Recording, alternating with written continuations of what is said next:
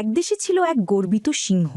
সবাই তাকে ভয় পেত, কিন্তু সিংহের একটি সমস্যা ছিল, সে ভীষণভাবে ঘুম কাতুরে। আমরা ভয় পাচ্ছি কারণ আমরা নাক ডাকার শব্দকে গর্জন বলে ভুল করছি। একদিন জঙ্গলের সব পশু মিলে সভা ডাকল। খরগোশ বলল, হুজুর, আপনার গর্জন এত ভয়ানক যে আমরা ঘুমোতে পারি না। সিংহ হাই তুলে উত্তর দিল, এত জোরে ঘুমোলে চলবে নাকি? খুশিতে মন ভরে গেছে উৎসবের এই রাত এটা তো ঘুম নয়। আরে আমি তো সারাদিনই ঘুমাই, গর্জন করব কবে?